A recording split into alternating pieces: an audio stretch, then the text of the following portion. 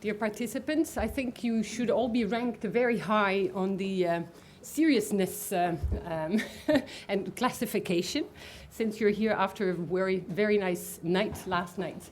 And I'm sure all of you went dancing afterwards, so thank you for being here this morning. We would like to welcome you to this session on university rankings.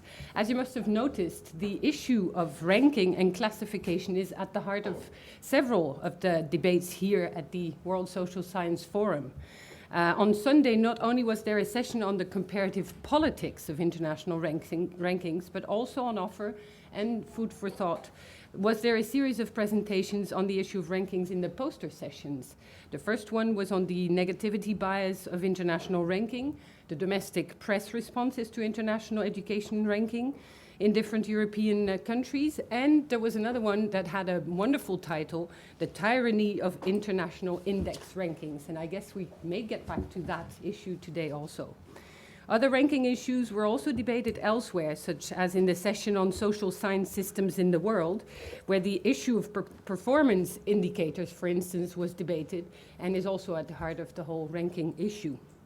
This session today is convened by the International Association of Universities, an NGO that was created by UNESCO 60 years ago and operates like ISSC as an independent global organization, but within the UNESCO buildings.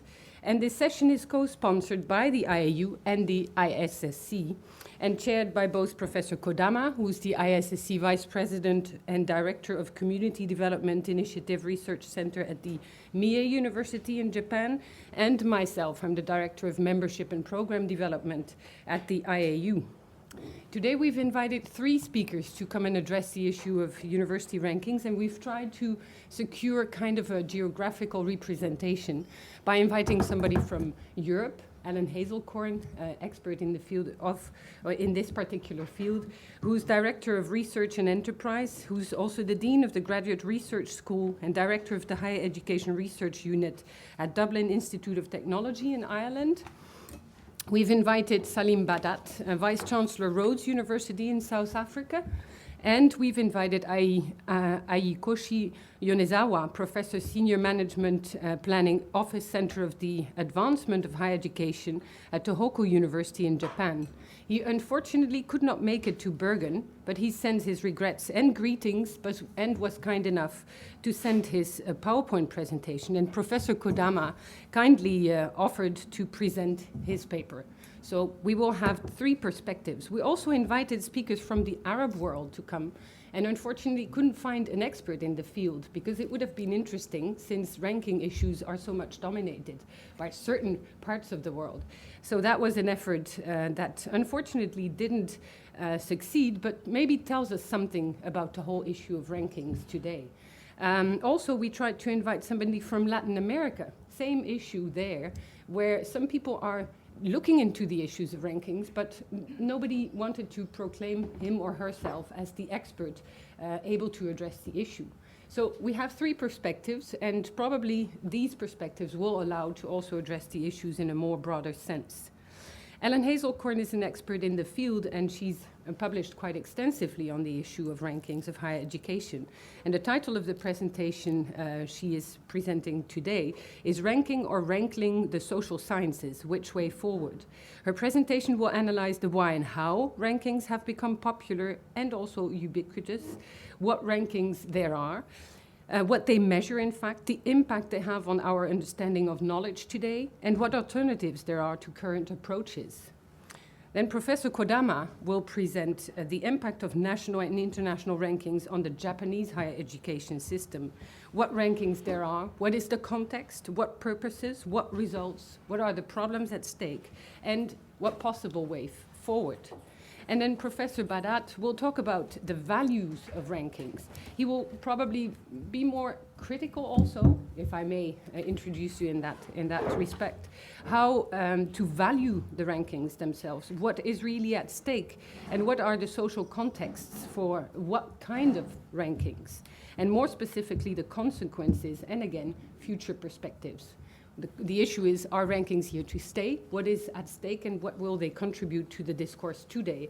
Especially when you open your television on any news channel today, the news economically is not very promising and very challenging, in fact. And is ranking one of the issues and alternatives? Is it telling something, and will it help higher education move forward? So each will talk for about 15 to 20 minutes. Then we will take a series of questions as a group, and then offer the opportunity to the speakers to address the issues as they feel. And then we will take a second series of questions, depending on the time that remains at the end. So thank you, and I would like to invite Ellen to come, and since Professor Kodama will speak also later, you will probably do also the wrapping up of the sessions. Okay, good morning everyone, and thank you all for coming after the night before. And I want to extend my thanks to the IAU for inviting me in the ISSC. Just to say, this paper is based on work that I've been doing with the IAU, the OECD, and the Institute for Higher Education Policy in Washington. We've been looking at the issue of the impact of rankings on higher education for the past several years.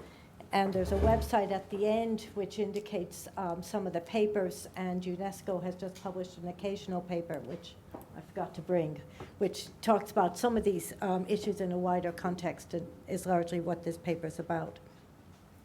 So I'm going to be fairly fast because of the time. And I think there'll be plenty of time to pick up the questions afterwards in the discussion, because there's a lot of complexity to the issue. Broadly, I've got 5 different areas I'm going to try and touch, and you see them there, as I say, quite quickly. So I start off with the notion of the inevitability of rankings, which is fairly controversial. And I start with that because of the issue of what I would call, in the age of globalization, cross-national comparisons are becoming almost an inevitability as we get more and more global travel, more and more comparisons between nations and so on. There's almost an inevitability about transnational comparisons. The notion of the global society, smart economy, as they want to call it in the Irish context, positions, as we all know, this issue, this whole debate about higher education and knowledge at the frontier side of the formation of economic growth. There's a linear model. I'm taking it as uncontroversial. I think it's hugely controversial. But if we accept that kind of an idea, which runs through most government policy, higher education is at the front end of economic growth, then the performance of higher education is critical. Now, I think that raises another set of questions, which I'm not going into, but just leave it at that. Many countries are facing issues of demographic change, not just aging of the population, a slowing of the birth rate. There's a huge difficulty in terms of the numbers of graduates and the numbers of PhDs. The EU has set itself a target of doubling the number of PhD students, and yet we don't have enough. The American higher education research enterprise is based largely on international research students. The whole issue around the public management of higher education, what the EU likes to call the modernization agenda, sees research as as part and parcel of the whole accountability issue about higher education, and increasing emphasis on what we might call value for money, efficiency, investor confidence, and whatever. And I think these factors are going to become increasingly more to the fore as the economic crisis moves on. And students are increasingly more savvy. They're much more concerned about the quality of their education, given what we know about the connection between education and career, education and salary, and whether or not students are participants, they're consumers or customers, whatever sets of language one uses. Increasingly, students, particularly where there are fees and tuition fees come into the picture, students are beginning to ask many more questions about the quality and the outcomes of their education. So I think a lot of these are drivers as to what is underlying this whole issue around rankings. And if, as we say, higher education is the engine of the economy, questionable issue, but nevertheless, then the productivity, the quality, and the status of higher education and higher education becomes vital because of the fact that it is linked to the geopolitical status of nations.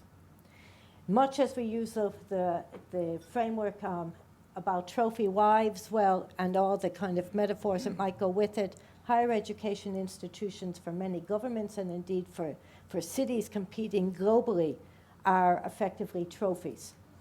And global competition, it seems to me, is reflected increasingly in the significance of rankings as they're magnified by, let's say, rankings provide or appear to provide a framework or a lens through which the economy may be seen, supranational positioning, if we look at all kinds of rankings on the innovation, the more competitive and these kinds of things.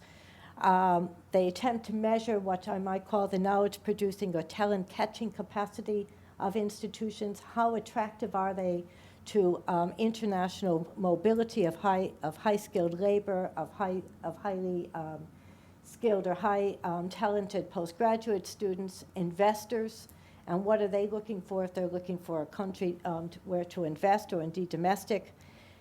And at another level, they appear to order what I would call global knowledge.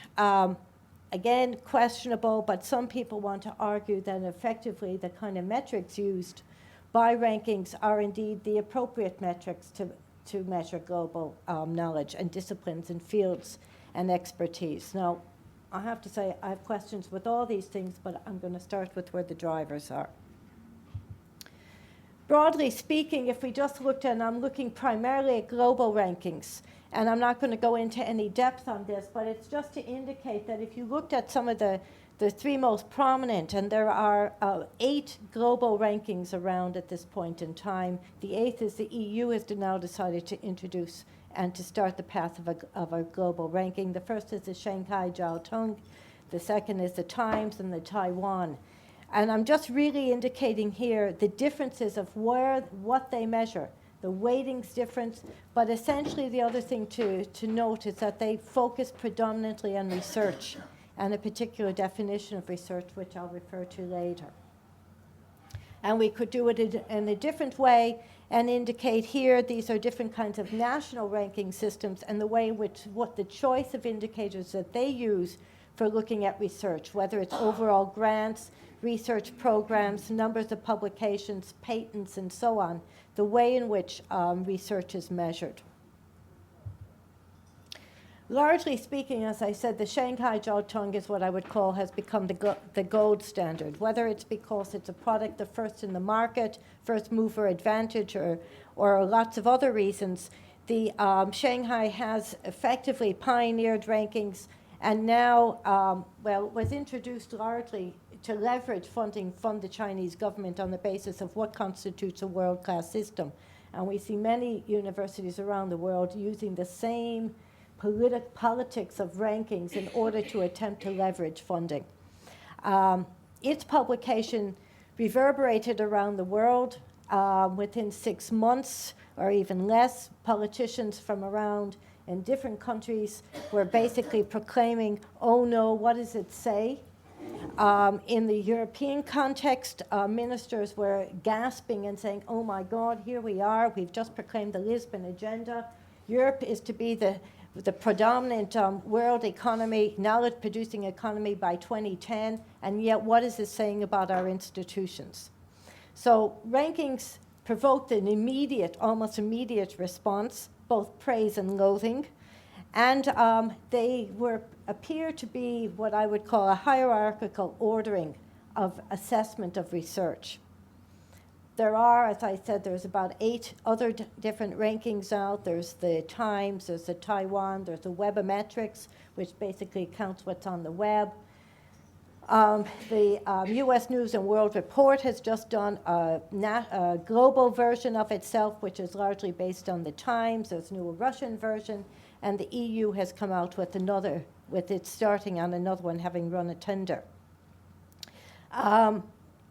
Despite all these kinds of differences, I think one of the major issues, and I'm not going into the criticism about ranking, we can do that later.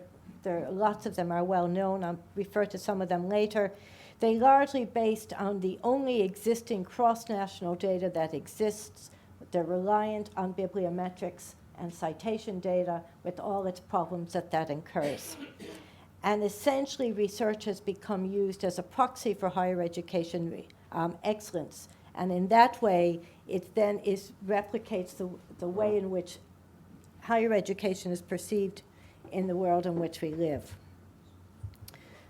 If we look at how institutions are responding, I've done huge surveys of institutional response, and over half, 60-odd% of university leaders claim that they are responding to rankings and that they are making certain changes in their higher education institution in response to it. Now, some of the responses are what you might call minor. Some of them are what you might call major, and I'll look at a few of them. But essentially, if we looked in a very simple way, what institutions are doing is, one, they're identifying the indicators that they think are the easiest to influence and to set targets. One of the easiest is making sure that everyone has the same nomenclature and institutional affiliation. That's a really simple thing because data picks up if you're from institutions with different titles, you need to make sure that's the case. So the simplest are what I call the cost-neutral kinds of things that affect your brand, your data collection, what might be pejoratively called gaming the system, where people make sure that the data they collect is the best. People in non-English speaking countries attempt to entice, ensure, reward, award academics to publish in English language publications, and particularly those that are highly cited. They might, as I said, ensure that there's an institutional brand, and there's a whole industry out there of people encouraging people to cite each other, and how not just self-referencing, but citing each other, and hence the whole debate about citations is really, has taken this to another level. And because size matters, we see a lot of institutional reorganization in order to get greater efficiencies, but also larger critical mass, abolishing weak performing departments and the preferences that are given in kinds of funding. And in some cases, rewarding particular sections of the university preferentially than others. So again, I'm not going through all this, but just to indicate, in some cases, the biosciences are promoted more than the arts, humanities, and social sciences. It may be relative to the other departments. It may not mean that some departments are funding is taken away, but it may be relatively other departments are preferenced in terms of funding based upon results.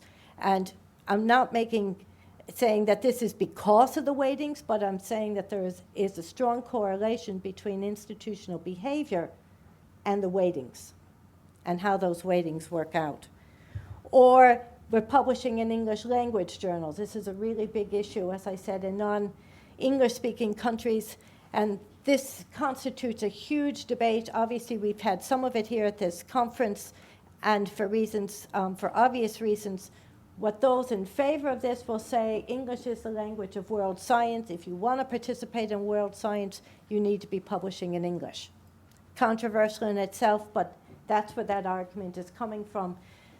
And thirdly, I mean, for example, merging departments, merging institutions. There's a whole big debate, let's say, in the French instance, not just in the development that's coming from the Sarkozy government, but institutions looking at partnering with others and merging and weighing up the value of the merger based upon doing a calculation as to whether that will or will not affect its ranking position.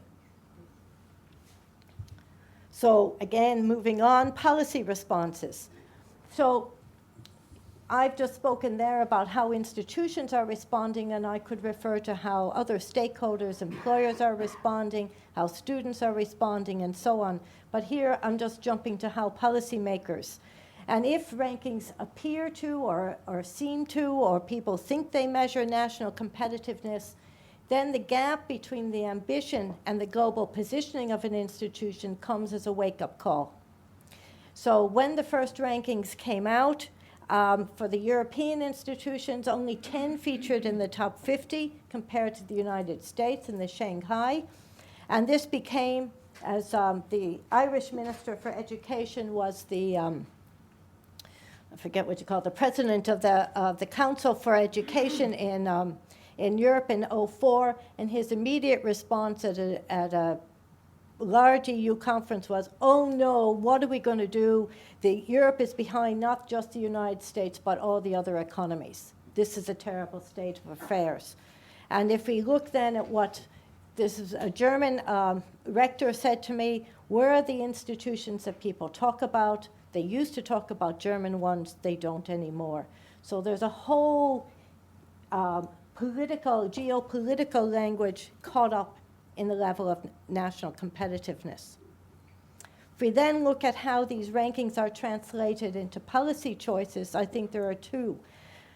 One is what I call the neoliberal model. This is about using rankings to effectively restructure and reconstruct higher education systems, creating greater hierarchical or vertical differentiation, and we see a lot of that happening in the German Excellence Initiative. We've seen that in Japan with their Excellence Initiative, France with their pole, which is about reorganizing. Korea has done it, Russia has done it, and this is a whole move about trying to designate a particular number of institutions as key world-class universities, concentrate resources in these institutions, and move in terms of increasing differentiation on that model. The alternative model, broadly speaking, is what I call the social democratic model, which is really looking at greater horizontal differentiation according to mission. One is about reputation, one is around the issues of mission, and recognizing and rewarding excellence where it occurs, and we see that in Australia. Most interesting, looking at changes in Australia since the Kevin Rudd government, the Labour government, has come in after Howard. And we look at how this has happened in terms of cross-national comparisons and the kinds of ways in which cross-national comparisons and policy instruments are being used to incentivize higher education behavior, underpinning performance measurements, and so on. And we can talk about this again, but I'm reminded then of Rafe Manuel, this is Obama's chief of staff, saying never waste a good crisis. And it seems to me whatever about the modernization agenda that was there prior to the current crisis, there will be a quickening pace of reform of higher education on the back of this international competitiveness, and I think rankings or the legacy of rankings will feed into that.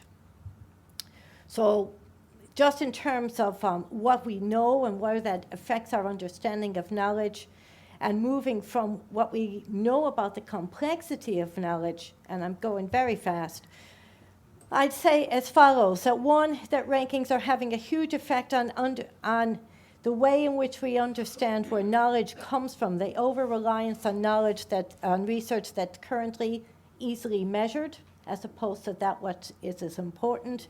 Overemphasis on the biosciences. We know that bibliometrics don't pick up most of the other, the arts, humanities, and they're poor for the social sciences. The emphasis on quantification as a proxy for quality. And essentially the difficulties measuring interdisciplinarity. So there's a problem in the way in which it distorts research towards that which is most predictable and less risky and more easily measured. Secondly, it focuses on what I would call traditional outputs, peer publications and citations, narrow definition of impact, something I've written and you've read, in a way in which it's a very narrow, I would say, understanding academics acting as gatekeepers, at a time in which we know that the role of higher education and its role in terms of knowledge transfer is much more diffuse and broader than these traditional metrics would have us believe. Thirdly, there's a focus, as I said, on the biosciences and related subdisciplines, the rebalancing that's happening between undergraduate or education and research. And because size matters, it's having an impact on institutions and those institutions where research is taking place. One way in which academics think they're responding to this in a way is that they are joining in and many governments are doing this, ranking journals. So now we have a whole industry of creating a rankings of journals for which those, and governments are spending an inordinate amount of time. The Australians have just ranked 17,000 journals. Well, anyways, we can move on with that kind of issue and what this does about stratifying our understandings of knowledge and its impact ultimately. Fourth, this notion about the difference between measuring fundamental and basic, and missing out, as I say, across the whole wide spectrum, particularly for ranges of disciplines that don't necessarily prioritize peer publications in the narrow way in which the biosciences do. So we have the fetishization of particular forms of knowledge, contributors and outputs. And finally, I'd say it's this emphasis then on world-class universities as opposed to looking at systems. And there's a whole debate about the notion of what is happening within national systems. So briefly, I'm a rapporteur for the EU has, in response to this, has one of its expert groups on the assessment of university-based research, and I'm the rapporteur for that. And we've been trying to, and we'll be writing the report, come up with a broader conception of what we're looking at. So first of all, this is about assessment of research. It's not simply about rankings, but let's be clear, once you produce data, it's out in the public domain, it's easily ranked. So, but we're looking at assessment. One, we're saying research performance is a multidimensional concept, a range of different things, that we're looking at an inclusive definition of research across the entire spectrum. We're looking at a debate, again, that came up yesterday in one of the sessions, that tension between internationally focused research, or what's perceived to be, as opposed to national versus regional focus, and how that affects particular sets of disciplines. What's the basis of assessment? We say that the metrics need to be fit for function and for purpose, that we need to combine seriously in an intelligent way both metrics and peer review, and that no single set of metrics can measure quality. And we need to look more broadly at the range of ways in which we measure impact, and this is really one of the most difficult and long, I think this is going to be a long issue for us. We're looking at a range of issues in terms of next steps as to where we go. But if I was to summarize, I'd say that rankings are a manifestation of globalization and the marketization of higher education. And in that sense, I've said that they're inevitable. They tend to value some research more highly than others, and they influence how that performance is measured and evaluated. And I think that in times of economic crisis, governments and publics are looking increasingly for value for money. In the Irish context, we are on a perpetual role of evaluation of research, and the funding agencies are under pressure to evaluate research on a quarterly basis. Part of that is that if the work is not done, set to the milestones and deliverables, the money will be reallocated or taken back. So there is a constant churn in the evaluation. It's important, I think, to realize that there is no such thing as an objective ranking. The evidence is never self-evident. Some people want to say, and particularly those institutions that like to see themselves top ranked, that rankings do tell the truth about the value and quality of research. No, they don't. But some people like to think that. The choice of the indicators and the weightings reflect value judgments by those who are putting together the rankings. At the extreme, rankings provoke what I would call a return to classical conceptions of knowledge, conducted by elites in selected institutions. And I could tell you why I've said some of that. They're a retreat from new ways of thinking, new knowledge, mode 2 understandings, interdisciplinary solution to global challenges. And when we look at many of the global challenges, it isn't Nobel Prize winners that we need. We need people to be able to think laterally to solve many of our global challenges. Finally, I think there's a need, though, to develop a multidimensional approach to research assessment that has validity with the academic community and with the users, lest there be other models imposed upon us. And there's a website where you can pick up some of the papers that are available. Sorry, that was a bit of a rush.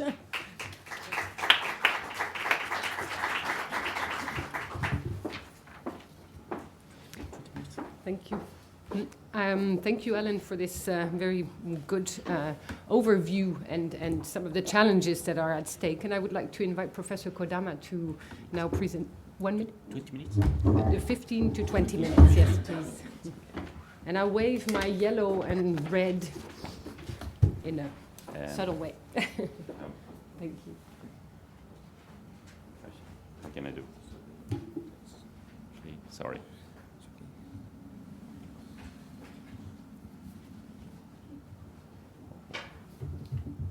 Yeah, that's one, yes. Okay. Okay. Good morning. I'd like to make a report on the Japanese situation, how Japanese universities see the world ranking of universities. The Akiyoshi Yonezawa has written the paper on this theme, and unfortunately he's not present here, so that I will make a report on this theme.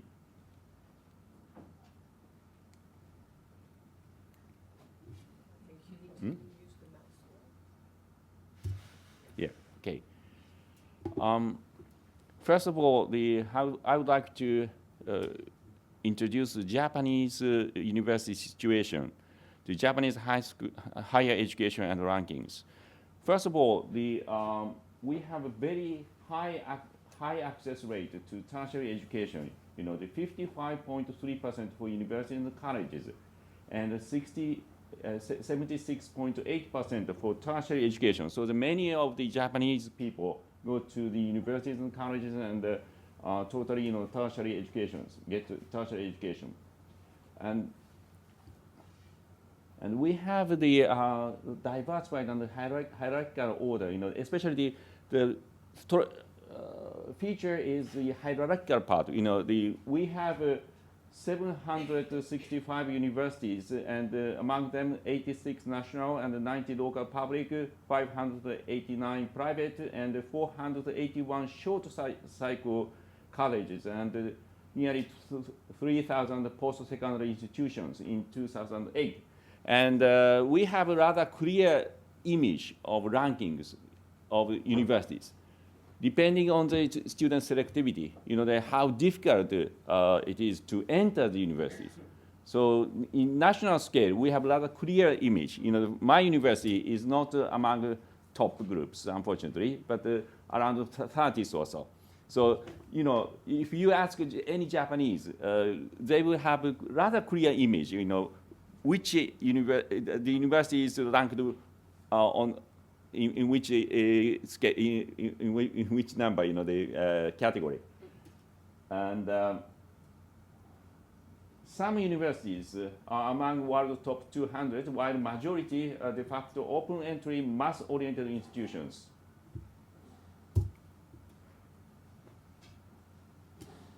And prestige based on student selectivity at admission. As I mentioned, what university gives to students is not very important. The university's ranking itself is very important. If you enter the difficult university in a high ranked university, itself has meaning already. Admission into prestigious university itself functions as a signal of high trainability after graduation. So as we have the tradition of lifetime employment with in-house training, the company will give the training inside the companies. They don't expect much from university training. If you have ability to enter the difficult university, it shows that the person has the ability to get training at the company. So that's a system. So and that is why we have a very high graduation rate. 90% in 2005, highest among OECD countries. To enter university is very important. So the graduation is not so important. So the almost all students can graduate. That's the system. And we have a strong research performance. Especially among top comprehensive national universities with relatively longer history and larger size. Especially, we have a concentration of research-related funds to the limited number of top national universities. Tokyo University, Kyoto University have a huge amount of research grant, while the others are not so wealthy. And based strongly on local language, yes. We use Japanese language in teaching and especially in teaching. Very difficult to have the English course at the Japanese universities. Most of the classes, including doctoral programs, are offered in Japanese language. Majority of international students are majoring in humanities and social sciences. Japanese language, culture, and society. Only 20% majors hard sciences. And this point is also very important. 78.6% of international students are from China, mainland South Korea, and Taiwan. Usually, nearly 60% are from China. So that is also problematic because they have also many of them don't speak English. So they have to learn Japanese to get the education at the Japanese university. So it's rather difficult to teach the foreigners in Japanese. So the education level to international students is not so high. And provisional courses in English are quite limited. Governments are now giving pressure to increase them. There are not so many courses in English. Two polarized functions of domestic university rankings: identification of the degree of student selectivity for students with a high academic achievement, for one thing, and another, provision of wider information on the profile of prospective universities, student life, including quality of cafeteria, alumni, teachers' attitudes, library, etc. And we have the national ranking system. The most famous one is Asahi University Rankings. Collection of 87 different types of rankings, performance indicators. We have the 87. They have 87 different types of rankings. Not a single one. This could be more healthy. World rankings, student satisfaction, opinion of high school teachers, research funds, citation, media appearance, teachers' salary, student selectivity, etc., etc., etc. So more than half of universities are ranked at least in at least one indicator. So which means for example, my university is ranked, for example, the citation at the 30th or 20th. In that way, most of universities or colleges are ranked. So they feel they have something to do with this ranking. And do not make integrated rankings by weightings. In many of the ranking system, you have the one order. But in Asahi University ranking, we have 87 different types of rankings, so it's a bit different. And provide essays how to interpret those rankings by experts. So the experts give some kind of explanation on why this happens like that. And there are some other ranking systems in Japan. Impact of world rankings. The significant among top or upper half of universities. High attention to any kinds of rankings, prestige, and so on. And pressure from the government and politicians. Ideas of fostering around 30 top-class universities. So this relates to this, the financial incentives. we have the Global 30 project. So to make, to select 30 universities and make the 30 universities to the world class. And so now they selected 12 universities first for key universities for providing governmental support to enhance their international positioning. 2009 ongoing. As I mentioned, my university is ranked around number 30, so it's very important for us, whether we are included in the 30 universities or not. And there are project team of ruling Liberal Democratic Party for upgrading Japanese university positions in global ranking, and working groups of Central Council for Education for examining national policies and strategies on international evaluation. And Tohoku University has made a survey ranking referred for management. About half of 86 national universities pay attention to world rankings. Yes, my university too. We often discuss the international rankings. Where my university is ranked and so on. And Japanese universities at the QS THES rankings, only 10 are ranked in top 200 in 2008. University Tokyo ranked 19th, and Kyoto University 25th. Depending on how to evaluate, but anyway, we have only 10 among world top 200. One of the reasons is very weak international profile. You can see this shows how weak Japanese universities are in international profile.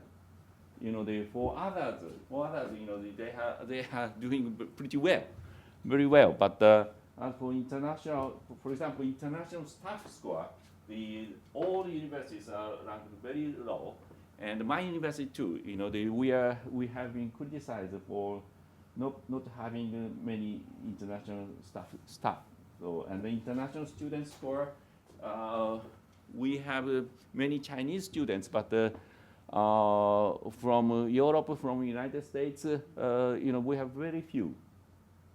So these two are very bad. And professional rankings of world universities. The Japanese universities are very good in this field. The Tokyo University is ranked number 1 in world ranking. This is based on numbers of top executives in Forbes 500 top companies. Very high performance of Japanese universities, 7 in top 50. Do international rankings lead to the improvement of universities? This is a very interesting question. Answer, yes and no. Yes, international rankings stimulated the debate on how Japanese society should be internationalized. As I mentioned, Japanese universities are not internationalized. So now we are watching the international ranking. So to improve that ranking, we need to make Japanese universities internationalized. Not always only in line with the international competition, but namely debates on international cooperation and global citizenships are also stimulated. This is very important. Now the Japanese universities are watching the other universities in abroad and try to have a contact with the universities abroad, in Europe or in China or United States. More attention of general public are attracted to the financial provision of education. Negative side. National policies and institutional strategies for internationalization do not necessarily fit to the short-term benefit of existing students. reallocation of the resources from existing home and even international students to new recruitment of future international students and faculties. Quality improvement of education and research are not always consistent with rapid structural change, such as drastically increased intake of international students and faculties, research-only staff with high cited works, etc. And conclusion. There are several conclusions. Nature of the impact of international rankings differ among countries with different social cultural contexts. Well, it is natural. And in Japan, there is a clear distinction between nature of international and domestic rankings. This is very important. As I mentioned, we have a very strict national ranking. The Tokyo University top second, Kyoto University, and to change the ranking, we need international ranking. So, for example, my university, if we want to climb up the national ranking, we need to be ranked high in the international ranking. Domestic rankings provide various information on university activities. This is very interesting part, and we have a lot of the elements to take consideration. And the emergence of international rankings is too influential to ignore, but currently, in general, confuses national policies and institutional strategies.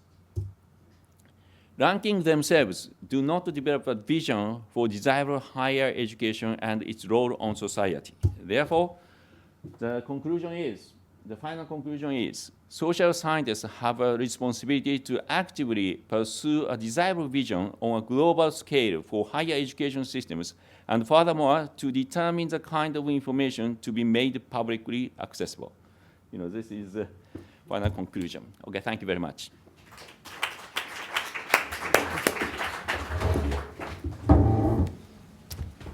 I would like now to invite Salim Badat to come and complement this panel, and I think then we will have a lot of questions on the different issues that are at stake here and internationally in the field of rankings.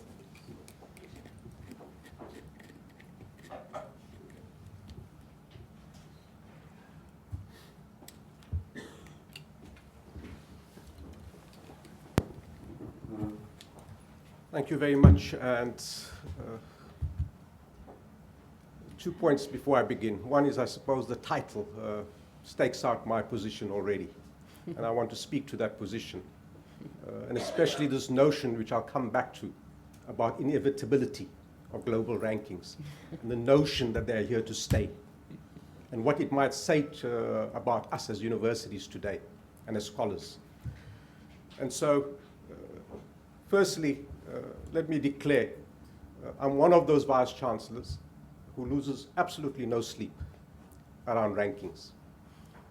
And I'll come back to that issue, because that doesn't necessarily mean one is not concerned about institutional development or transformation or innovation. But to assume that that is necessarily driven by rankings is to confuse ends and means. And it's something else I'll come back to. And so I don't come to this as an expert. I come to this as a vice-chancellor. I come to this as someone who headed the advisory body to the Minister of Education for 7 years before becoming a vice-chancellor, and who gave good advice to the minister to say, lose no sleep over these rankings. And thankfully, she took that advice. As she took the advice around our position as South Africa on GATS. And so we have lost not a lot of sleep on GATS either, and it hasn't meant the demolition of South African higher education. If anything, I think we've become stronger in the last few years, because I think we are focused on the real values of higher education rather than the values that have come to predominate in the last 20 years. And so I come to this finally also as a person steeped in sociology. And so, if you like, my engagement of this is with rankings is more sociological critique about its, what credence what we give to it and what its values are. Let me just start with some nice quotes that emerge out of the literature. The first one by Einstein is well known. The second one from the Japanese university president I like. And the third one simply is something that predominates in the literature, and yet for some reason incredulously, despite all the social science critique, and it's quite robust critique, we still sit with this phenomenon of rankings, and more dangerously, I think, the extent to which credence is given to these rankings by especially, and it's an issue I'll come back to, it seems to me, those universities who seem to take great pride in being in the top rankings. And so I want to really address this issue of rankings based on a particular conception of universities and higher education. And if this is termed classical, if this is termed outdated, with no apology. Because I think that higher education should mean something in our societies. And so I want to address really the issue of the credence that should be given to rankings, the value of rankings, what is at stake in terms of educational and social purposes, and in terms of the consequences that these rankings visit on our universities. I want to say something about the social determinants of these rankings. We didn't have them 25 years ago. They're a relatively new phenomenon. What is underlying this rise of rankings and their seeming popularity, even in quarters that should know better, in my view? And lastly, if we have time, something about the future of rankings. Otherwise, I'll leave that for discussion.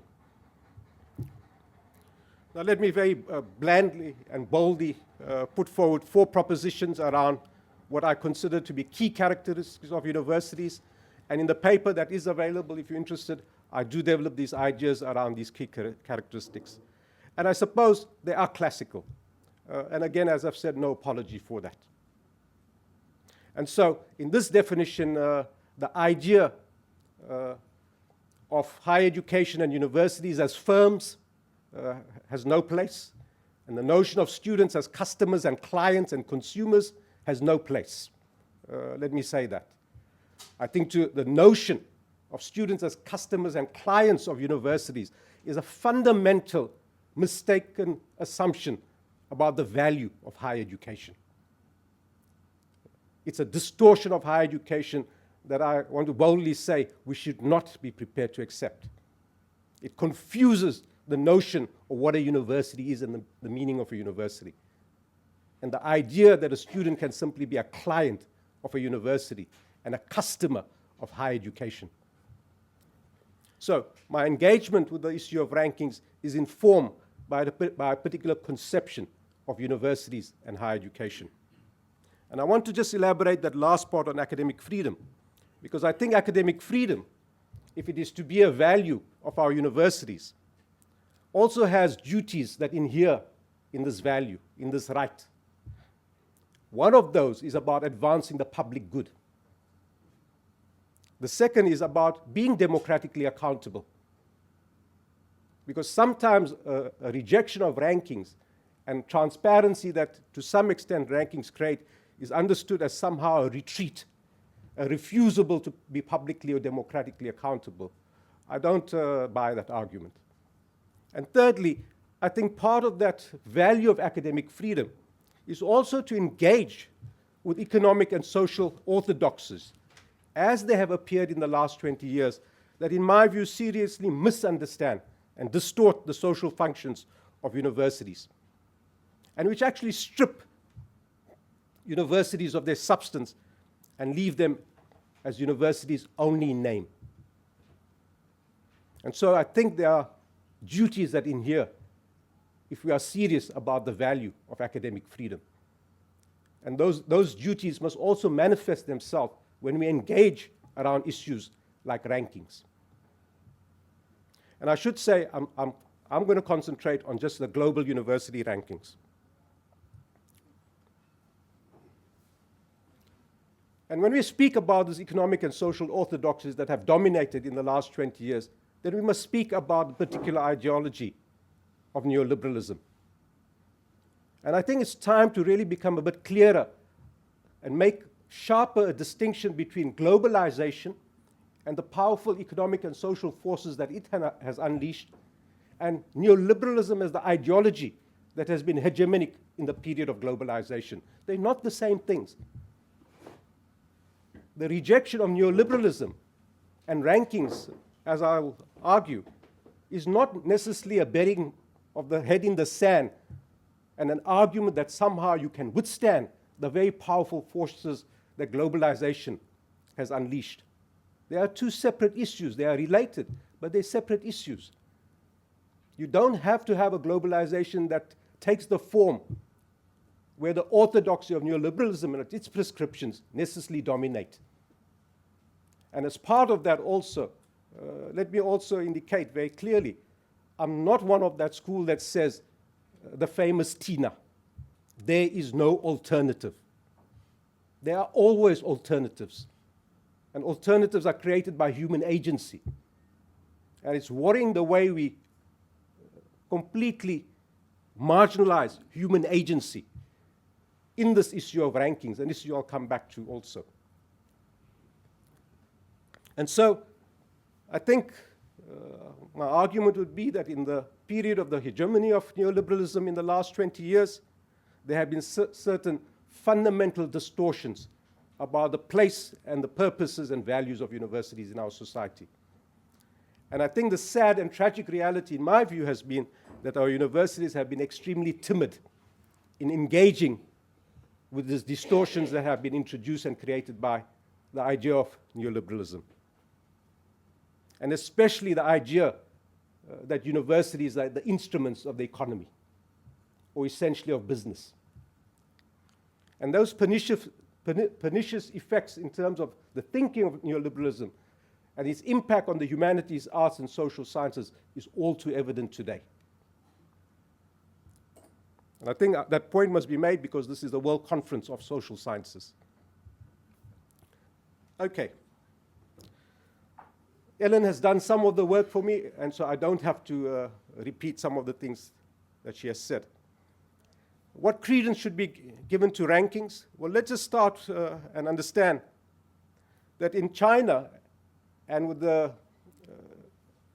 Jiaotang Institute of Higher Education rankings, the purpose of those rankings, and there's a recent article that was published in International Higher Education that makes it quite clear, was really the origins of those rankings in 2003 was around the quest of the Chinese government to create world-class universities. And why world-class universities? As catalysts of economic development, of enhancing China's position in the global knowledge economy. Now hang on to that because I want to come back to that purpose.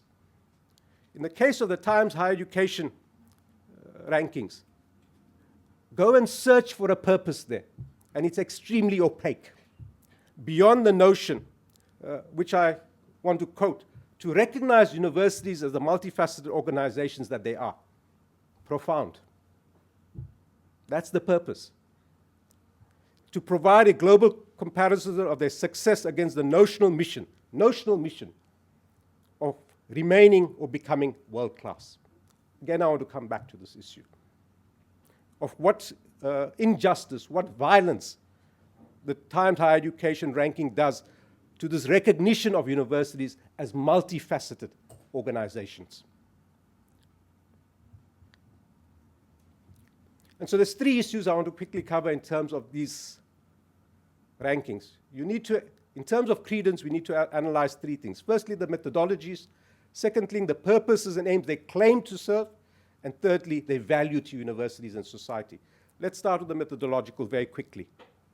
One, there's all of them, and again the paper will elaborate on this, suffer from various weaknesses, which I think Ellen has also highlighted, related to the accuracy, the reliability, and the validity of the data that they use.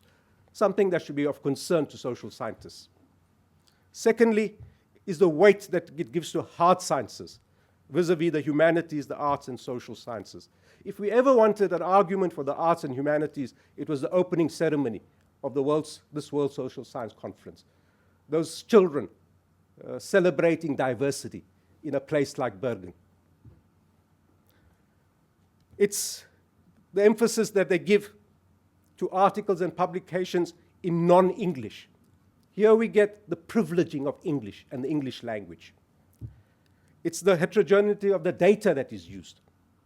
And this data is often manipulable in many different ways of how you count researchers, non-researchers, students, and so on. And then, inevitably, it privileges those universities by size, which Ellen has said, but not just by size, by whether you have a medical faculty, and biomedical sciences, and engineering, and so on. So already you can see it's giving you a picture of the university that you should be. And if you're not, go home, have a whiskey, consider yourself a failure. The other critiques are, which has been done recently by Krell, cast doubts on whether you can really measure a number of these universities beyond the top 15. So even if you assume you'll accept them as valid, that research has found that only the top 15 universities in the Shanghai rankings make any sense. The rest cannot be ranked. The CHE, which is a German non-profit consultancy which does rankings, but not global rankings, but a different kind of rankings, which I think have more credence, is quite right to say, just as all the universities are not equally good, so there is no best university. And therefore tries to measure in a very different way. A critique that has already been noted, Ellen referred to this, the performance measures that are used to describe someone as world-class are essentially all research linked. It's entirely on the basis of research performance. And so, learning and teaching, which is a massive part of our missions as universities, hardly gets any attention. Or if there are proxies used for learning and teaching, they're extremely doubtful and dubious in terms of their value. And let me also make the argument, I'm not persuaded that you can read off research performance into teaching and learning. I think in some cases it's the converse.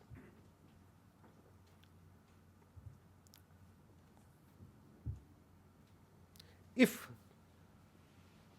in this universe of rankings, the notions of the role of universities in democratic citizenship, or as Martha Nussbaum puts it, the cultivation of humanity, which is a very powerful purpose in my view of universities, they don't feature at all.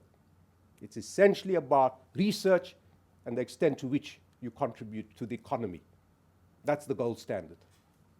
And so all these other issues that are highlighted in blue, which I think are quite important if we really seriously want to talk about the quality of our universities, are ignored, or they're marginalized, or proxies are used for these in a way that are of doubtful value.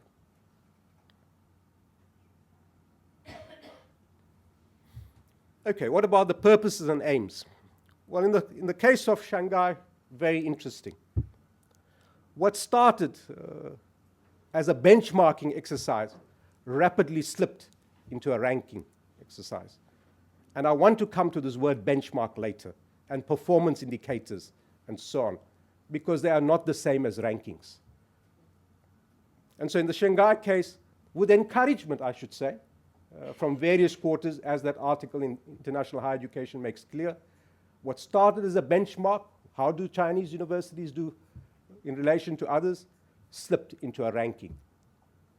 In the case of Times Higher Education quality surveys, it's clear that what this is about is really something called world esteem.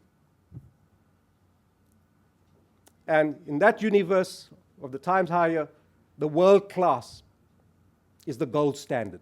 That's what we should all be aspiring to if we are to have any esteem for ourselves. And again, based on very dubious methodology. I'm not mentioning the fact about that newspapers have to be sold also. That's a separate issue. Okay, what are the values of rankings? Let me just make clear that whatever benefits that they may have are not a product of the rankings. They're unintended. And I think the Japanese colleagues brings that out to some extent. But in my view, they have also perverse and dangerous effects. And let me mention 6 of them.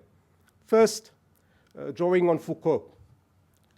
discourses as practices that systematically form the objects of which they speak.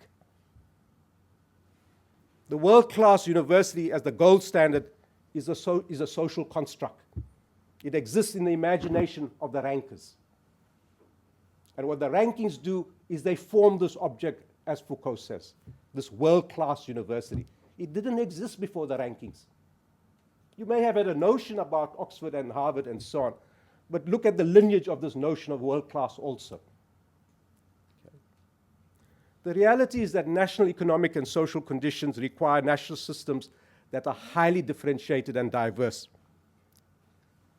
What the rankings do is they drive you to a certain isomorphism, to a certain homogeneity, as represented by the research universities. That becomes the gold standard. Gordon Graham, I think, quite rightly argues we should avoid aspiring to ideals which we cannot attain. Otherwise, no sense of worth or confidence can emerge. And we must also accept that the term university today applies to many different kinds of institutions. And so Graham is correct. Be careful of aspiring to ideals that you can never achieve. And what the World University, the best, does is creates that ideal. And if there's going to be a top 200 in the context of 10 or 15,000 universities, whatever the number is in the world, there can only be top 200. Those who are not in the top 200 will have to satisfy themselves with being something else. You are not the best.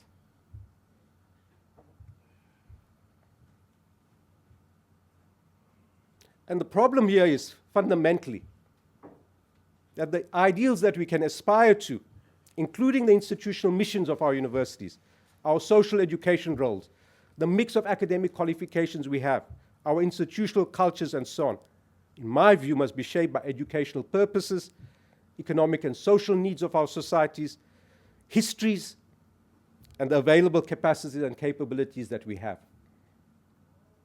Rather than this notion of the gold standard is what should be driving us. So firstly, you distort national systems, you create an ideal, and what you force is a homogeneity, rather than a differentiation and diversity of universities serving different purposes in our societies. Second, one of the contemporary features of our university world is already a demand overload on universities. This demand overload comes from the state, from stakeholders, from civil society, from economic needs, from social needs, and so on. And not infrequently, as every vice-chancellor will know, that these demands on universities are contradictory, they're irreconcilable, and they're also erosive, often, of institutional autonomy. And universities must respond to this demand overload without necessarily any significant increase in public funds, often with a decline in public funds, having to raise much more third-stream income through gifts, endowments, contract research with the industry, and so on, and also difficulties in securing and retaining talented graduates who are much more attracted by the salaries of the public sector or the private sector than by universities. Rankings become yet another demand overload. And they have the potential to distort in as much as those other forces have the potential to distort our universities. They force you to construct ideals that are dubious and doubtful in terms of the achievement. Third, when we are held captive by this idea of the world-class university as the idealized model of what a university should be, what it really does, again, it creates, and I think the point has been made, a vertical hierarchy is reified and privileged, rather than a horizontal differentiation of universities that meet different kinds of needs. And by implication, essentially, those other institutions are devalued, they are poor quality, they're second-rate, even though they may serve vital educational and social purposes. The gold standard again drives a certain kind of behavior.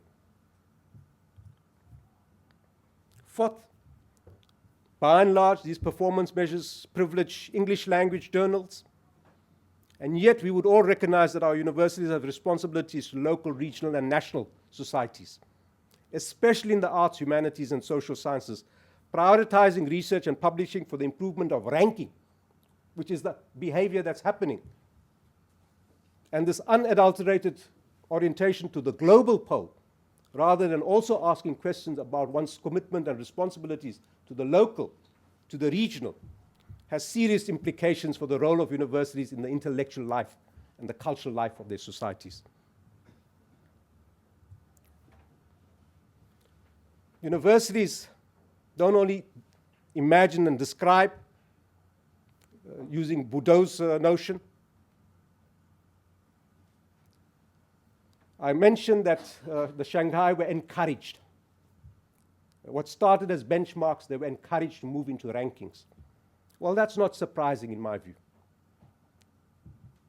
Because on the one hand, rankings resonate very well with the performative culture of the new public management. On the other hand, let's be honest, they relate to specific national, institutional, and private social and economic interests that in the conditions of the commercialization and marketization of higher education, institutions stand to gain in status, in income, and in terms of power through these rankings. And so, the rankings are simultaneously the products of the new world of commercialized, marketized, and commodified higher education. They embody very well the neoliberal logic of the celebration of power, wealth, and prestige. And Marginson puts it very well. The discourses of social status are primary in the sustaining of status and are all the more powerful when joined to the force of calculation, rankings. In other words, to put it plainly, we're not talking about a phenomenon, we're not talking about an instrument that is somehow technical, value-free, and neutral. The measures construct and are self-selecting. The moment Shanghai has decided on these indicators with that weights, they are self-selecting of the universities that are going to be ranked. So what's at stake? Well, let me note three concerns. Instead of a bold and forceful and generalized criticism of the dubious value and ends of rankings and the deplorable social science that underpins them, of the indicators that are arbitrarily privileged and the shallow proxies, what do we find, unfortunately? Overwhelming acquiescence with these rankings. Incredible, from universities. Instead of a politics of refusal to play this game as formulated by Shanghai and the QS, there is collusion with this game because there are self-serving interests and privilege and prestige involved in this. The world of higher education, let's be honest, is not all virtues and has become less and less virtuous. Instead of a withering challenge of the notions of quality that are embodied in these rankings, that conceive quality as timeless, as invariant, as attached to a single ahistorical universal model of the university, i.e. the world class. Quality is all about that. Instead of being related to missions, to histories, to educational and social purposes, there's a submission to quality, as defined in the universe of Times Higher and Shanghai. That's incredible. We almost turn our back on decades of literature, of social science research, instead of speaking out. And ultimately, let's speak plainly. Rankings are a sad testimony of what has seemingly come to be accepted by university administrators, academics, and various higher education agencies as knowledge of and of universities and higher education. We must be careful of a sanitized social science that's not connected with social agency, that is not connected with questions of the kind of world we aspire to build and the kind of universities that we seek to create.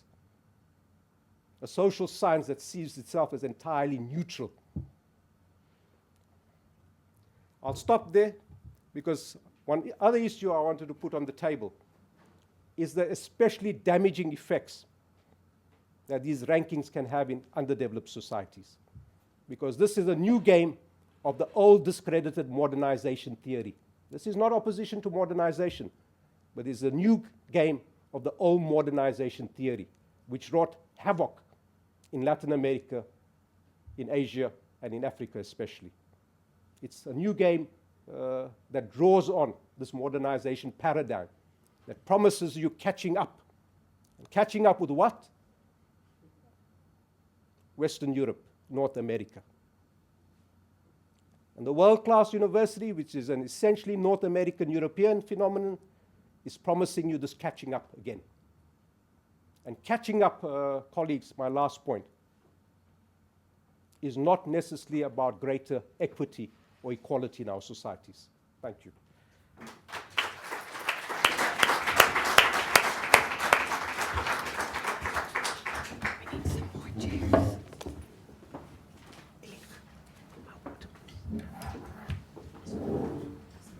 Thank you very much to,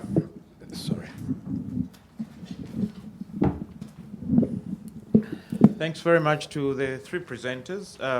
I think all the papers were very exciting and illuminating. One of the things, my name is Andrew Kaniki from the National Research Foundation in South Africa. One of the issues that comes up, whether we're dealing with ranking, whether it's a disguised aspect, is the issue of quality. Let's assume I'm put aside, and I know Salim has touched on the important aspect of learning and teaching, but whatever we're dealing with, whether it's research, learning and teaching, is an issue of quality and the impact of that. Ellen, you mentioned that apart from what's going on, and the EU is working on aspects of defining quality and or looking at quality and impact. I would like perhaps the three of you, in one way or the other, in fact, just address what, in your view, is the best proxies or ways that we can actually, deal with the issue of quality, particularly, the interdisciplinary issues that that we're concerned with. We all recognize the bias to the biosciences in terms of impact measures, especially citation indexing and so on and so forth. But I'm particularly interested to know, for instance, what is the EU looking at in terms of its definition of quality and impact, and perhaps from Salim and, of course, Katsuya, your view about quality and impact. Thanks. Yeah, my name is Jan Raat. I'm from the University of Amsterdam, and I have two questions. One is called Andrew, and the other is called Tina.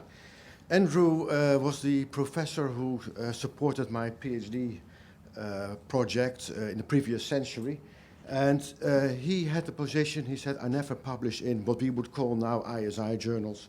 He said, I prefer to publish in newspapers. Because I know that if I publish in academic journals, only a few people will read it, while otherwise hundreds and thousands of people will be able to read what I have to say. And I found that at that time rather convincing, although I also realized that he could afford to say such things because he was already in a very nice position, and I, as a starting researcher, couldn't afford that. But it raises the question that Ellen brought forward, namely, if in all these rankings we need to include also, say, social or economic benefits for the wider community, how do we do that? I know that in my university it's very well, it's recommended, but there is no system within the university, let alone in the wider ranking systems, to really measure it and to appreciate it. The other question is, especially to Salim, it's about Tina. There is no alternative. And Salim argues, well, there is an alternative, namely to protest against it and to mobilize human agency. Well, that's what I do. So when I am in conversation with the dean or the rector, I complain about these systems. I say, this is outrageous, it's stupid, it doesn't measure what we want. But in my own institute, I urge everybody to bang out more ISI journals and to produce more PhD dissertations and so on and so forth. Because I know, and if I fail to do that, within the faculty politics, I will lose ground. My institute is at risk, and I can't afford that. And secondly, I also know that those who never or rarely publish in ISI journals are really the lousy researchers, and they need to be, well, I need to do something about them. Sure. So they're not entirely nonsensical, that's the point. So, please, and try and be brief, because we would like to allow everybody to participate. Thank you very much. I want to thank the presenters. I'm Eniola Fabusoro from Nigeria, University of Agriculture. I want to thank particularly the last presenter for speaking out my voice, actually, or my mind. Because shortly before I came here, actually just last week in Nigeria, there is a debate going on university ranking.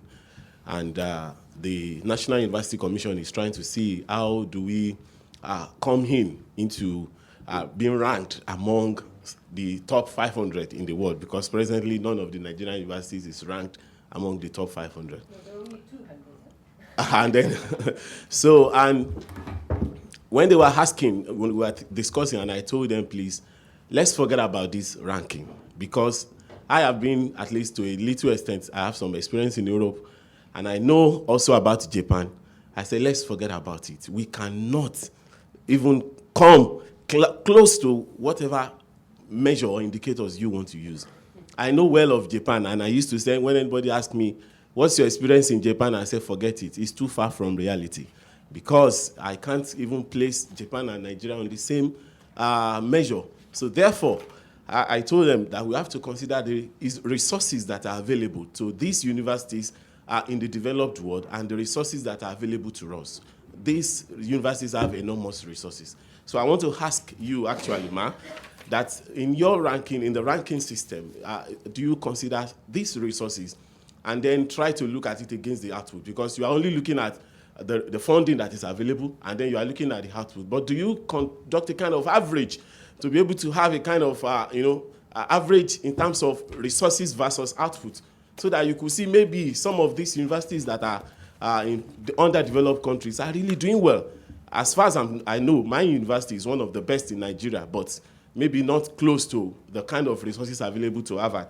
And then the issue of diversity of Africa. You know, in Europe, you can agree that all universities will publish in English. But in Asia, it's difficult. Somebody was saying yesterday that in Arab countries, it is Arabic, and ISI doesn't speak Arabic language. Likewise, in Africa, we are forcing ourselves to publish in English language. So do you consider issue of diversity and then kind of resources? Thank you.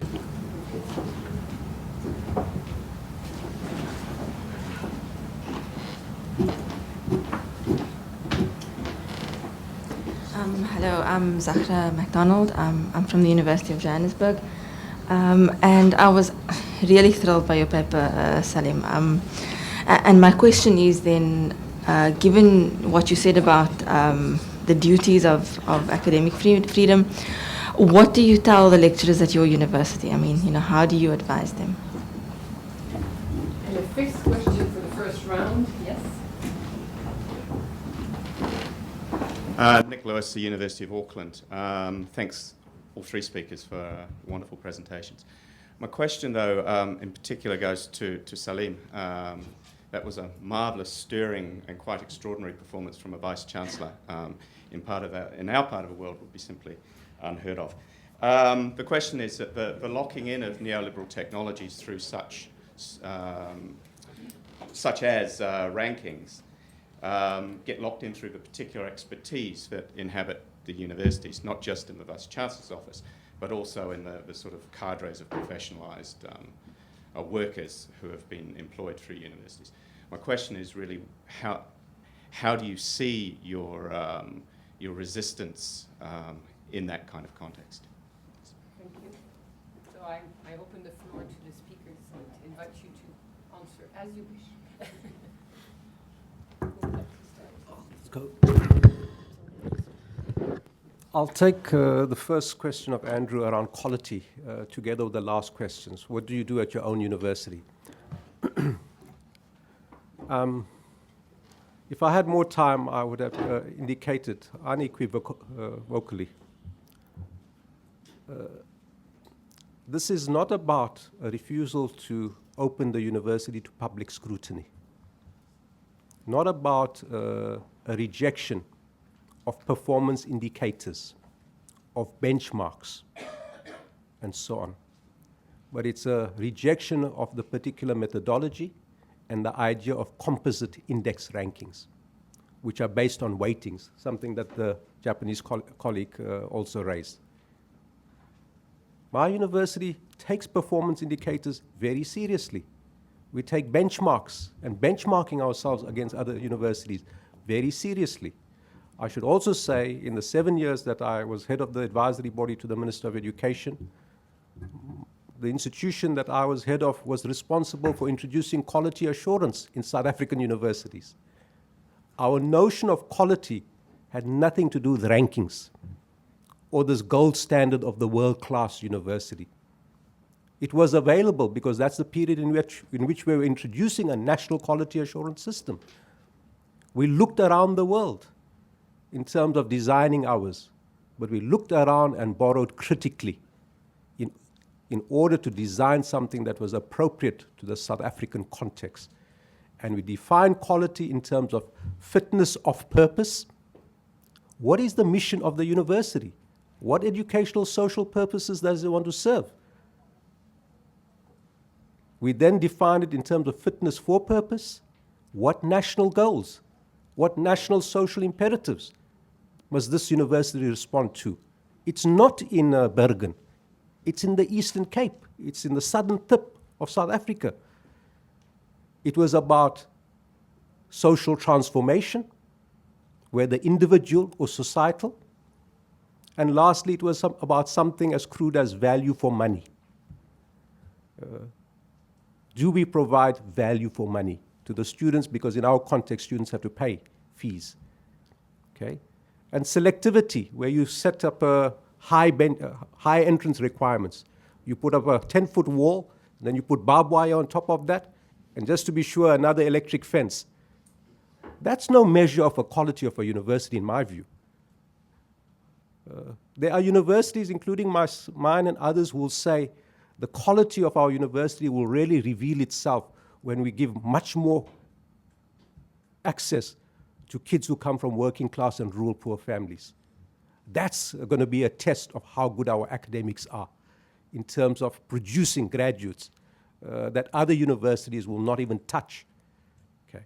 So quality is a multifaceted concept. In my view, it has to relate to what your educational and social purposes and goals are and to your mission. Okay? And when I say, to come back to answer the last part, by the way, it's fatal to think you can ignore these rankings. I'm not advocating that.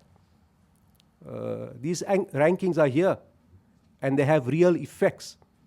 What I want to put in dispute is whether they are here to stay and whether they're inevitable.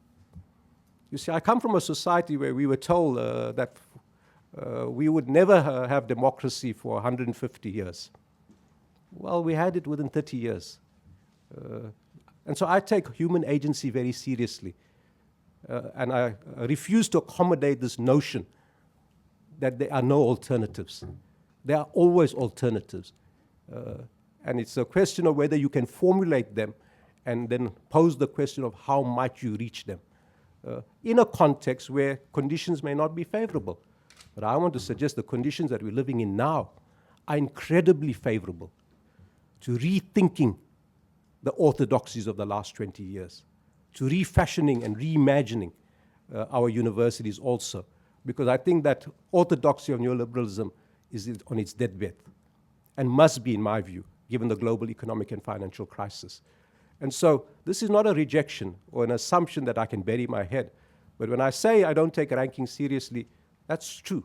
My university, which Andrew will acknowledge, on the most important academic indicators that we use, pass rates, graduation rates, research output per academic, it's all in the top first, second, third. But does that make us the best university in South Africa? That's not something I will claim, because different universities have different missions. They are all valuable because they play different roles in our society.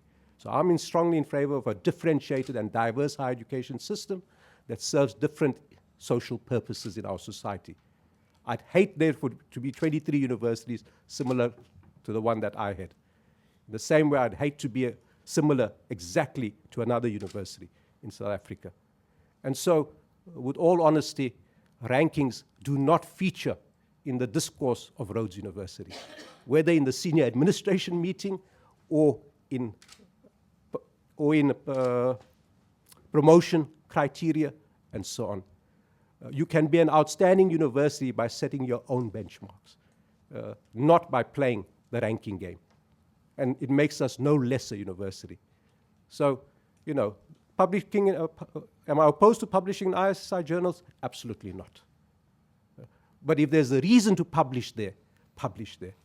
But if there's a reason to publish and play the role of a public intellectual, as I also encourage our academics in the local newspapers, do that too. But your promotion is not going to be entirely tied to the idea of how many you have published. A professor of history who's outstanding at my university doesn't publish articles, but he publishes a monograph every 3 years. He will be rewarded and will be recognized. No ISI publications, but a wonderful book comes out of every 3 years about some historical aspect of my society. That's where I fear the distortions that can creep in terms of what you reward, recognize, and so on, for performance purposes and for promotion purposes. And that's what I'm objecting to. A certain picture holding us captive and driving perverse behaviors in our universities.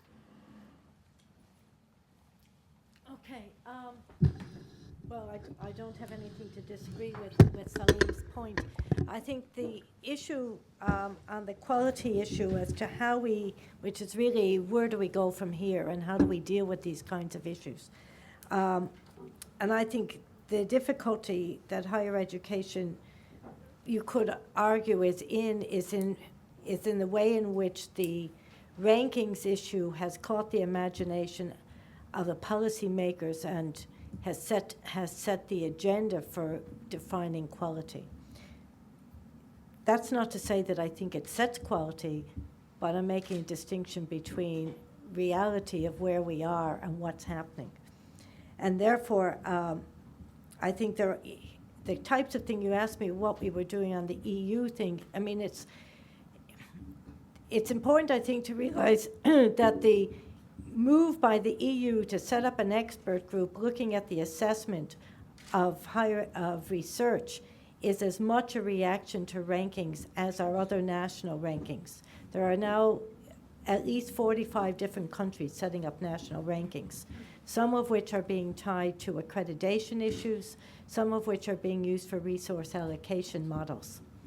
And it is the way in which those kinds of sets of performance indicators, which are narrowly defined, are in effect restructuring and redefining higher education.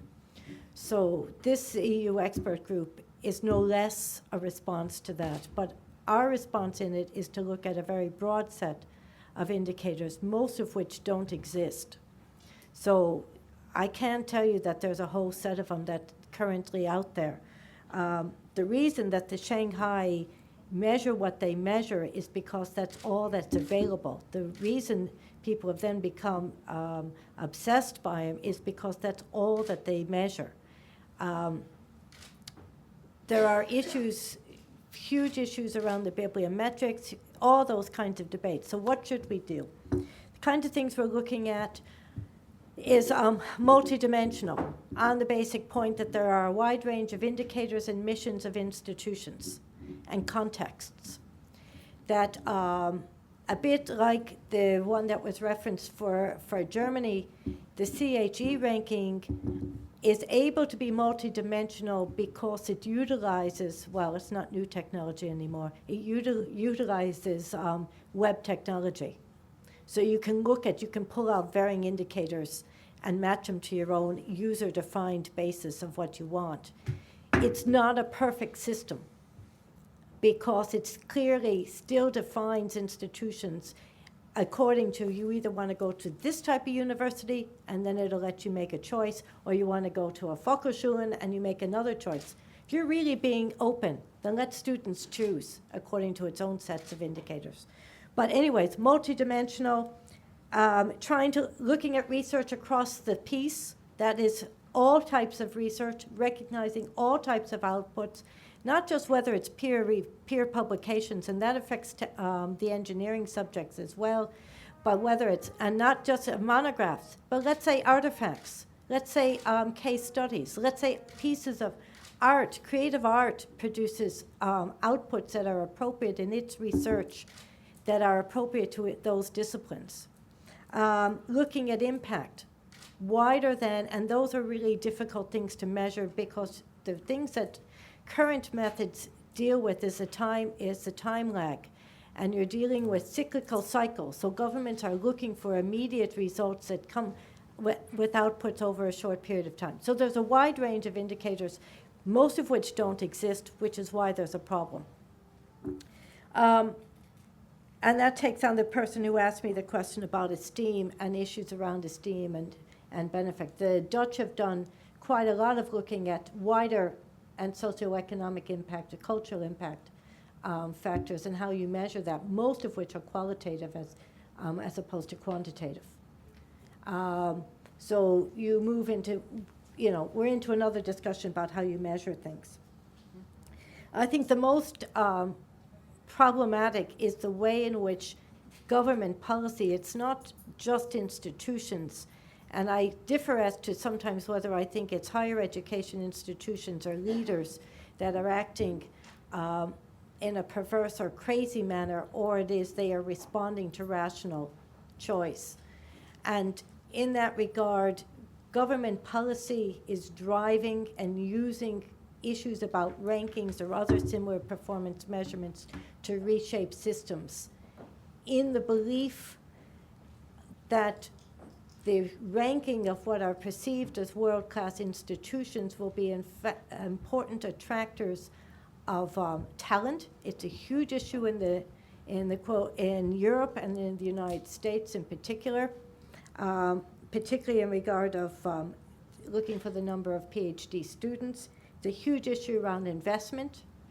Boeing has now launched its own ranking system because it believes it wants to figure out where the best graduates come from. So employers, sponsors, investors, benefactors, international students, let's not forget them, particularly international postgraduate students at particular levels, use and refer to rankings. Is it the primary choice? It's uncertain, but it is a factor influencing choice. And those are the kinds of environments in which governments are now reacting, overreacting, and using information such as rankings. And I use rankings largely as a metaphor for cross-national comparisons to drive resource allocation and drive the restructuring of education. I think it will have a huge distortionary effect on types of institutions. That's why I posed the fact that I think there are two models, the neoliberal model, and I would call what I call broadly the social democratic model, and why I pose the debate between world-class universities or world-class systems. I think there is more nuance to that, but broadly speaking, I think that is a major debate in higher education. Thank you. First of all, let me mention from the Japanese perspective, that we are so much accustomed to the national ranking by student selectivity. So it's not it's we believe that in that culture. So it's very interesting to have the different types of ranking, in international ranking of universities. So from Japanese universities, I think it's probably better to Japanese university to have the international ranking of universities. That is one thing. The other point is about quality, how to evaluate quality. Especially, it's extremely difficult to evaluate the quality of education. We have a lot of professors at the university, and each has its own way, or her own way. And how to evaluate the quality of education? It's almost impossible. But still, there is a section of the education indicator. And so I think one way is we shouldn't take it so seriously. The ranking of university has limitation. And as I mentioned, we have the Asahi university rankings in Japan. It has 87 different types of rankings. It's important to have different types of rankings. And now we mentioned Shanghai, or the Times one, and but if we have a lot of indicators, a lot of rankings, we don't take them so seriously. If we have only one ranking, we have to take it so seriously. But there must be a lot of rankings, and depending on education or the research or social science, natural science, etc., etc., etc. So my suggestion is to have more rankings. That's probably better, and depending on what you want to measure. So it's very important because then we can be encouraged by the rankings. If we have only one ranking, I don't think it's healthy. But if we have a lot of rankings, depending on the fields of what you want to measure, because we need the diversity of universities, not only hierarchical one, but also we want to have the variety of universities, variety of types of universities. The university ranking should encourage that kind of diversity. That is my idea. Yep. It will be interesting. The International Social Science Council has announced that they want to do a follow-up on this initiative next year. It will be in Nagoya, probably, and there will be a follow-up to this session. It will be interesting to see where rankings stand in a year and what new alternatives or whatever. And at the IU also we try and follow the discussion at least, to always try and see in the different regions of the world. And I distributed some of the IU horizons. That it's an old issue, so forget about all the news that's in there, but the papers are interesting since it addresses the issue of classification, ranking, etc. So keep that part or read that section that provides some other insights also on the different issues that are at stake and the pros and cons and those are against, or what are alternatives that are being thought. But I think it's interesting that the ISSC will take it up next year also as part of the discussion and the debate. Where is it and where does it go, depending on developing countries where Nigeria may wish to contribute something special, specific also next year. But we can invite 3 other very brief questions. You and there is another one. And please, again, introduce yourselves and be concise with the questions so that we have time to answer. Thank you. Heide Hackman from the ISSC. I've enjoyed the debate very much. Salim, following your kind of theoretical framing of this in Foucauldian terms of having created a kind of reality of world-class systems, makes me think, have we created a student body that wants that system? So where do the students, to what extent is this driven from below, if you like, from the student population? And I'd be particularly interested to hear all your comments on that. But Salim, do your students go to your university because it's serving local needs? Thank you.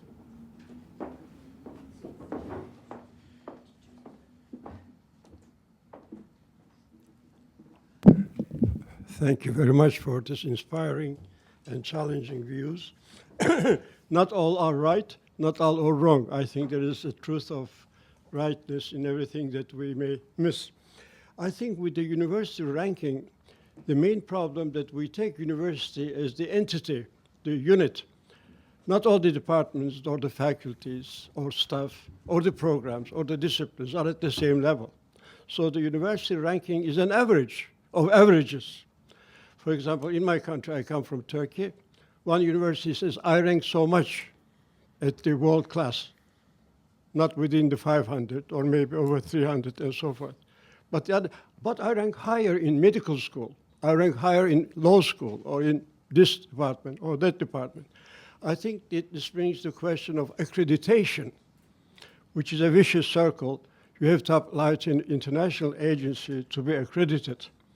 And once you have it, then the private university says our graduates do so much better. How do they measure? Money, marketization, privatization of the general process of globalization and so forth. Universities are very badly affected by this globalization.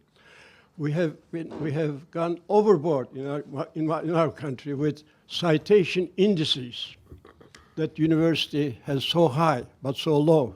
I missed that part of the paper. But now there is a reaction to this citation indexes. For example, I was delayed 2 years in my ranking. Then somebody reminded me that I have 3 papers in French, 2 in Russian, 4 in Japanese. Then my ranking suddenly changed. It's not all English, but but the general tendency is to consider the English or the American citation indices. And the universities, institutions compete to have a place in the citation indices. So there is not always an ethical competition for ranking in citation indices. So I think, as reflected in the Japanese case, we have to rank higher education not only at the university level, but the faculties, programs, disciplines, graduates, students coming in and out, accreditation, and also the biases, the national and international, publications. We finally gave up the idea of publish or perish, and also how do we evaluate the product, the student? That is the most difficult part of it.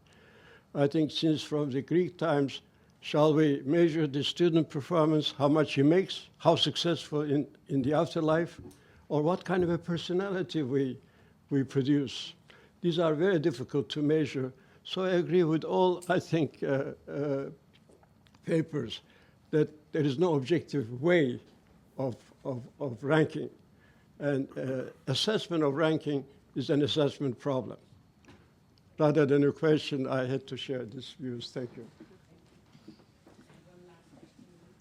Okay, Ben Martin from Sussex University, but also at present I'm president of a chair of a project board set up by the European Science Foundation to look at the possibilities for indicators for the social sciences and arts and humanities, where there's more and more of these problems.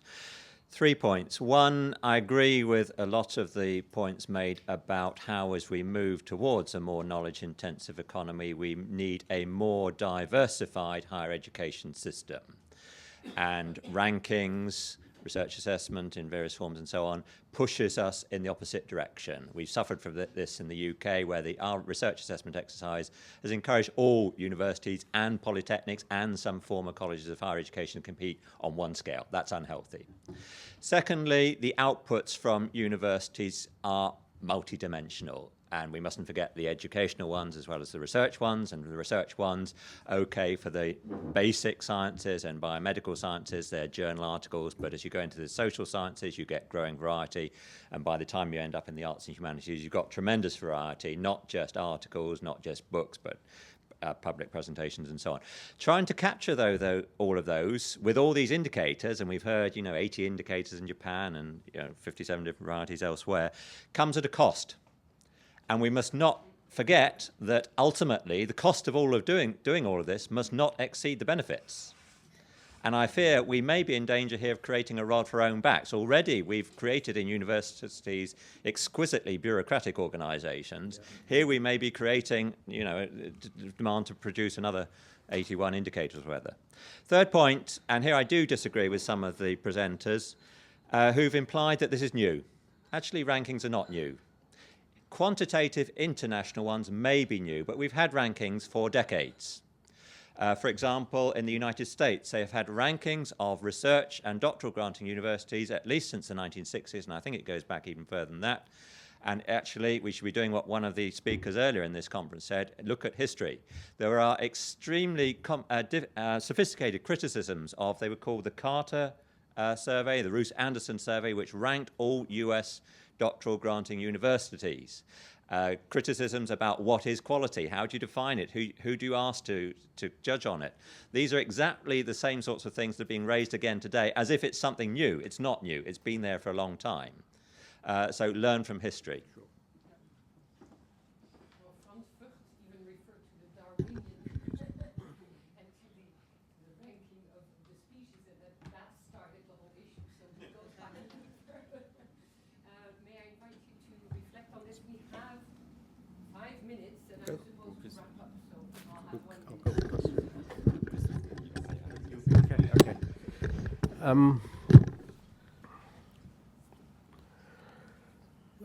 I should have said something, and I'll come to Heidi's question. I agree. Let me re-emphasize again. Performance indicators are important. As long as you're clear about, as long as they are carefully designed in relation to the purposes you intend them to serve. I do want to know how my university compares to others in terms of pass rates. But I'm also hopefully smart enough to know that if a particular university has a 90% pass rate, it doesn't necessarily make them better than mine. Maybe the education is very lousy there. Maybe there's no quality assurance there. There's no moderation and assessment and so on. Okay. So I do want to know about pass rates. I do want to know about graduation rates.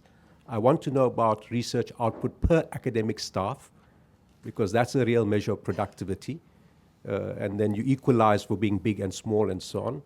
I want to know about the quality of teaching and learning at my university. I want to know about the quality of the student experience.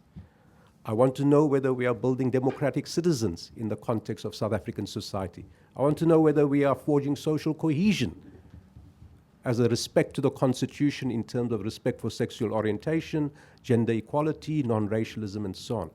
I want indicators for all those kinds of things, but not crude quantitative indicators alone. Some of the things that I'm raising will require investments because you're going to have to get qualitative information for some of those things. I want to know the extent of mixing there is in the university residences and in the dining halls of our university, whether blacks are sitting on one side or whites are sitting on one side, and so on. Those are important things, so I'm not close to that idea. But those are not the same as ranking.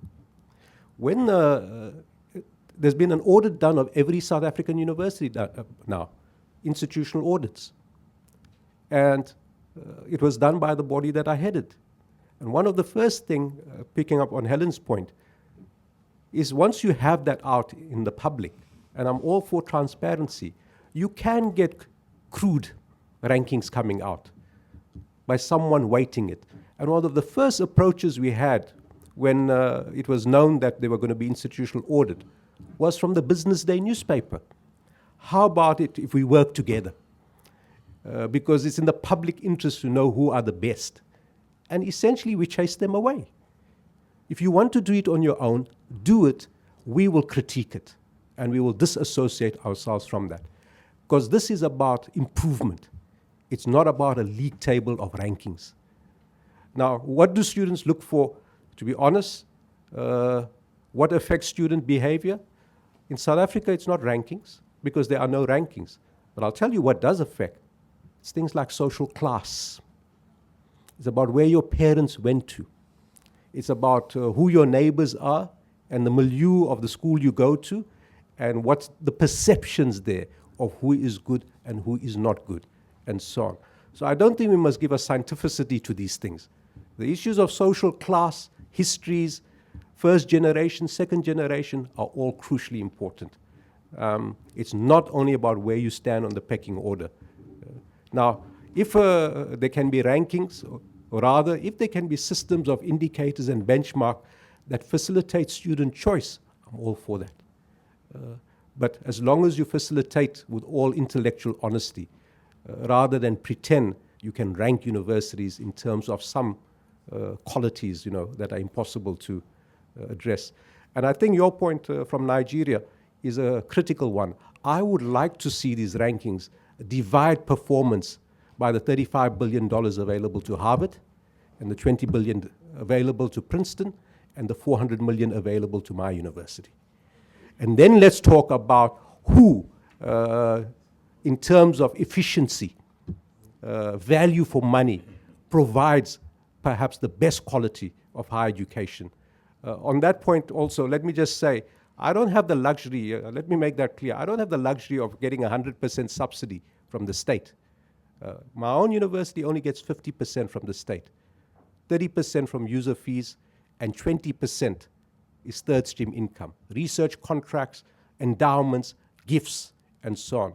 So we have to play in that field, but we haven't had to use the idea that we are number one in the country in order to secure those research contracts. It's the Japanese university president. Focus on the nutrition rather than the weighing scale.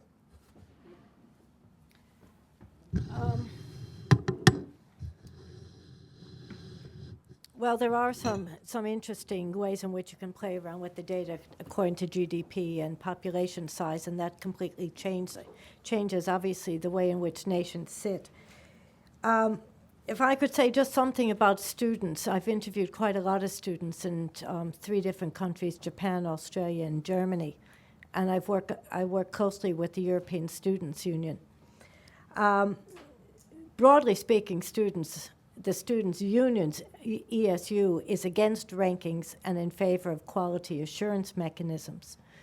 When you go and talk to students themselves, you get different kinds of results. If you look at any of the data from the United States, Germany, or the UK, and the studies that have been done, and there aren't a lot of them, they show over half the students refer to rankings to help them inform their choice. Good and bad, I'm not saying this is a good thing. If you look at international students, the figure is higher. Because insofar as you know your local terrain by local intelligence, and I would argue that the issues in Japan, and indeed the issues of which Salim pointed out, issues around reputation, again, reputation does not represent quality. And I have dubious views about using student entry scores, which is equally an issue in Ireland. How hard is it to get into a place as a measure of quality? That's a measure of reputation and prestige and status. It's not the same thing. So what students really, if you want to argue what the Students' Union is looking for, they're looking for valuable, clear, accountable information about the quality of the education experience, which are often difficult to get to. You often find things around staff-student ratio. Well, that doesn't tell you anything. Clearly, Princeton and Stanford have great staff-student ratios, but the kinds of indicators that are out there are perverse to public institutions that are dependent upon the public purse. And we could go on about that. But students also realize that there's a value in the type of the rank of their institution, and there are varying evidence of students involved in both gaming the system in terms of filling out and how they respond to student surveys. So it's a complex issue. That doesn't say that rankings is a good thing. I'm just telling you how they're used and how they're becoming to be informed, particularly among an international arena where students don't know anything about the local terrain, decide, right, we want to go X place, and don't know where to go in that country, for example. But they'll also tell you that when they return to their home country, if they're an international student, that in many cases, the local employers say, oh, well, I know this place, that must be good, And so there's an implication for them back home. With regard, just as one final comment, I mean, I know the example is that we're all looking at the North American, or from the South African point, looking at the North American and European model. I would have to say that I think one of the problems of besetting European higher education is looking at the American model as if it's the model of higher education. And that's a real impact that is now affecting, one, the classification project that is going on in Europe, and hence now the rankings project, and how those now are being linked together. There are two competing sets of arguments. One is that we need to celebrate the diversity of European higher education, and the other says is that all European higher education institutions want to be the same. Now, those seem to me to be opposing points of view, but one of them is certainly driving the idea that we have too many institutions that want to be research universities. Again, I have to ask myself, what do you mean by research? I have a really big question about that issue. But going back to it, if you start off with the notion we have too many, then the rankings is about resource allocation. And so in the notion of the European tender for rankings, which is about trying to pilot something by 2010, the only way you can actually come out with something is to replicate the Shanghai.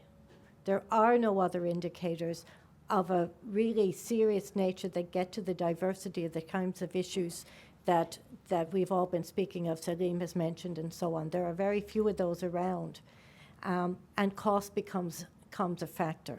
So governments have moved from whatever about the RIE, it was qualitatively, it was peer panels and so on. Governments are moving rapidly towards metric-based, both in the UK, Australia, and so on, because they're driven by cost, and because the elite institutions realize that they weren't getting enough money out of the peer assessment panels to make it worth their while to fight any more on that corner, and went towards metrics. There is a whole issue about control of money and resources in this debate. Yeah.